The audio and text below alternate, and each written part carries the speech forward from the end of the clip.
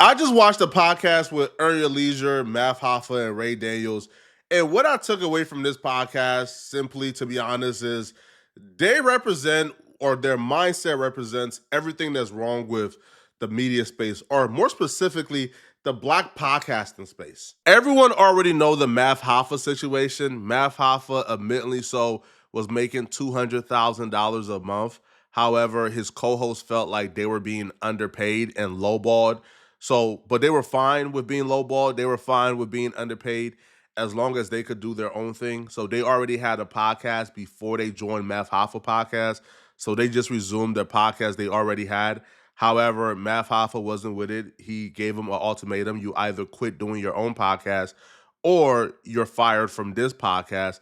And they felt like that was unfair. We're already being underpaid, and now we can't even do our own thing to supplement what we're not getting paid over here. So they chose to gamble on themselves and they left. And that ultimately led to like a snowball effect for all the other hosts to leave as well. Now, when Math Hoffa was on this recent podcast with Earn Your Leisure, he was asked about that. And he was asked about, yo, what type of mistakes did you make or what did you learn from that era?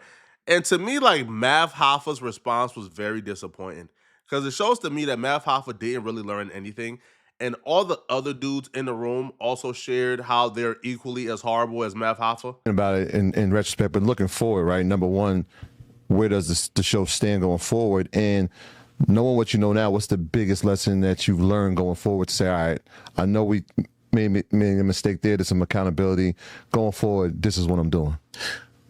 No compete clause. Non-compete. Non-compete. You know what I mean?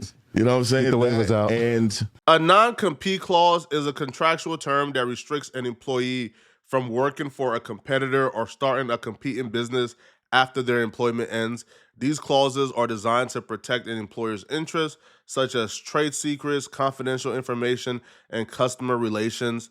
Now, the purpose is to prevent employees from using knowledge gained during their employment to compete with their former employer. This is really sick, and it highlights why everybody who Math Hoffa used to work with no longer work with Math Hoffa. But it's not just a Math Hoffa issue, because everybody in that room agrees with Math Hoffa, and they actually explain why they should have also enacted their own non-compete clause. In the case of Math Hoffa, these people felt like they were being underpaid, and they just resumed their podcast they were already doing before the Math Hoffa podcast. But for Math to look back at what happened and not say, you know what, I should have been more transparent, I should have paid my people more, maybe retain a better relationship with them, so even if the business relationship don't work out, y'all can still be friends and y'all don't have to come online and bash each other and engage in a soap opera. But apparently none of that comes to his mind as he looks back to think what he could have done better. The only thing he believes he could have done better is how to make their lives more miserable and restrict them when they decided to walk out and take a gamble on themselves. And I feel like anybody with that mindset, you're just an evil human being. If these people felt like they were being underpaid, they felt like, hey, bro, we're going to gamble on ourselves. It's no hard feelings. We're just going to start our own podcast because we feel like we're not being valued or honored here. And the first thing that comes to your mind is not how to make my friends feel more valued and honored, is how should I have restricted my friends and stopped them from starting their own podcast and stopped them from having success. To me, that's just crazy. But what's even crazier is everybody in that room agreed with Math Hoffa, and they even gave their own examples on how they should have made the lives of people who chose not to work with them anymore more miserable. But they also don't talk about how hard it is when you're dealing with how many people was on there? It was like 7 of y'all. Yeah. 5. Okay, so 5 including you? Personalities. So including me. So you're talking about 5 people, all with different personalities. All we as black men have been raised to want to be the man. You know, it's like they don't teach us to be a part of it. So it's like, I could be doing it, or it's his, or it's, and nobody understands. Like, it's hard for you guys to be here and still be rocking. Y'all deserve credit for that, because it is almost impossible to build with most people because of their expectations of what, like, just because you outside and people celebrating y'all don't mean we winning. I mean, that might be God sending us a sign saying we're on the right path, but winning is when we reach a certain goal. And that's probably, that's something to be spoken about, because I'm tired of it happening. Everybody breaking up. It takes discipline, man. It takes discipline, and you gotta respect and trust each other. But if you come from a cutthroat business where you expect people to be cutthroat, it's like those shadows are gonna follow you. Yep, you're looking for it. I mean, yeah, are you seeing those similarities, Ray? I'm gonna come to you because you come from the music industry. Obviously, you're in the content creation space now. It is a filthy game, man. It's about the content creation? Yeah. Oh, I lost everybody. Talk about it, man. I lost everybody. Like, I'm actually feeling bad for him because I'm like, at least you got to 1 million. Like, I would lost everybody when I didn't even wasn't monetized yet. My people was leaving because, like, they thought, people don't understand. I'm a successful music exec. So I make 7 figures from music. I'm investing that. So because I want to do a podcast, I paid everybody in the room, including my co-hosts. And then, so it's like, Before you started making money. what? I paid day one because That's what I'm saying, I already know that they're gonna come in my office. They see how my office is. They like, oh, he got it. So you know what? Right. How much you want? I'm gonna pay you for the month. And I paid everybody. And then we started. And then it started becoming their dream now. So now they're like, I got stuff to do. I got to go shoot another person podcast. Or hold on, you wasn't even shooting pod. I was like, I created this. Look at how appalled he sounds. You can't tell this man that he don't sound goofy and he's not wrong. You're giving somebody an opportunity doesn't mean that this person has to put their dreams on the back burner. If this person wasn't thinking about podcasting as a viable option for their future, but once you show them the light and now they're expanding and going out and doing other things and collabing and they're trying to build themselves up, there's nothing wrong with that. Anybody who has a problem with that is somebody who either has ill intentions or 2, you're just a control freak. Because in this situation, you saying that this person going out and trying to build for themselves is wrong, and they're not even getting equal equity in the quote unquote company. So essentially, I should sit here, make you millions of dollars while being underpaid, and look at this as if it's my dream. So my dream should be making you millions and millions of dollars, right? Like, my purpose in life is to make you millions of dollars while I'm being underpaid.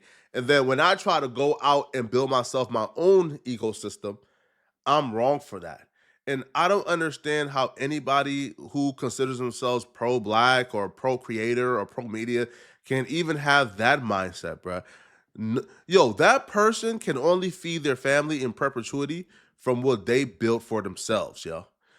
That person making you rich, making you millions of dollars, that person putting money in your pocket isn't going to feed themselves, bro. In the case of Math Hoffa, it was the Math Hoffa podcast.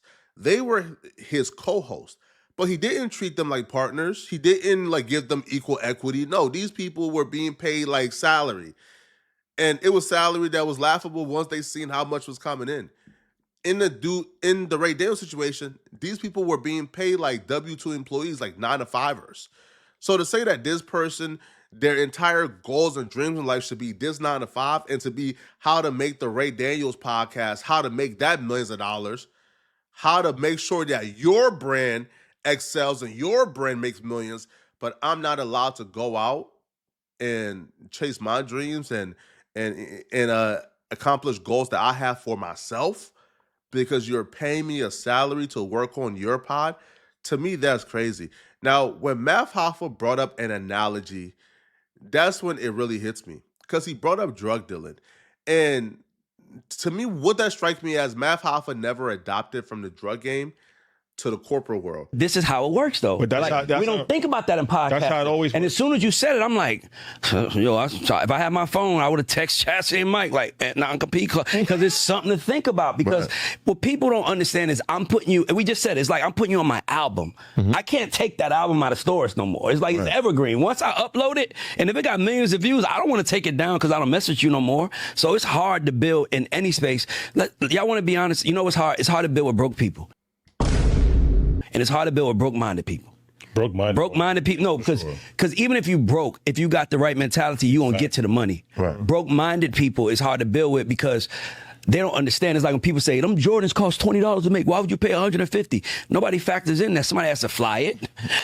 They have to ship it to the store. Somebody has to work at Foot. Like all these people get paid to get the shoe to us, unless you want to go to the factory yourself and buy all the pants for $20. Like, Well, it's the a thing cost about of it, too, business. is that very few people want to be an underboss. Tell her, Rashad. Nobody does. Very few people want to be an underboss. Like, when they get the underboss position, they want to become the boss. Yes.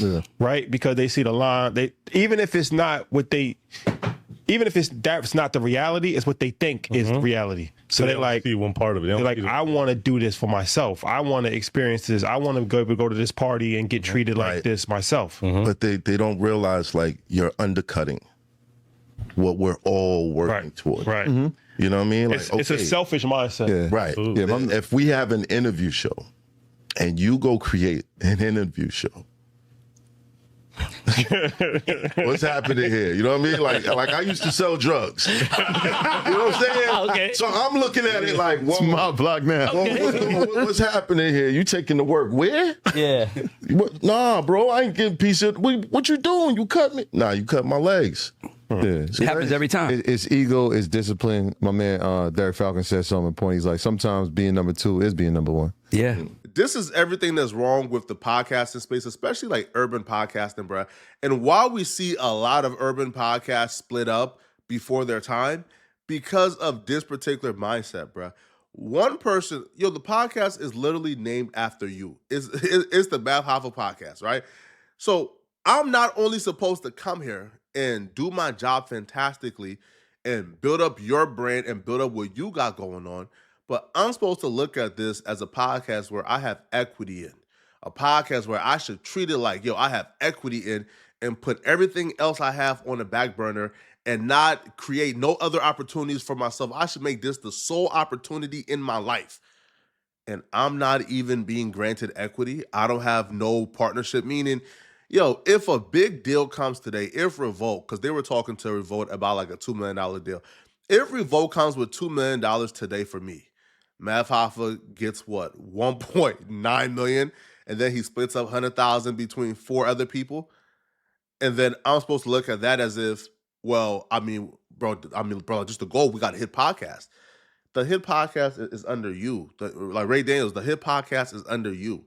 If you want people to treat it as if, they are partners, or as if they are bosses, or as if they are owners, then grant them ownership of the podcast as well. But if the podcast is centered around you, if the podcast is created to build you up, and these people are just like your henchmen, then, bro, you're flawed for not expecting these people to go out and try to also be a boss, or try to also be, like somebody who's successful in their own right. And anybody who has an issue with that, man, there's something wrong with you from my perspective, bro. You feel me? And these people apparently had their podcast before Math. Math wanted them to stop their podcast they were already doing in order to do the Math Hoffa podcast. But let me know in the comment section, what do you guys think about this, man? Do y'all think I'm off? Do y'all think I'm right? Let me know. Do you guys feel like they're right? Let me know.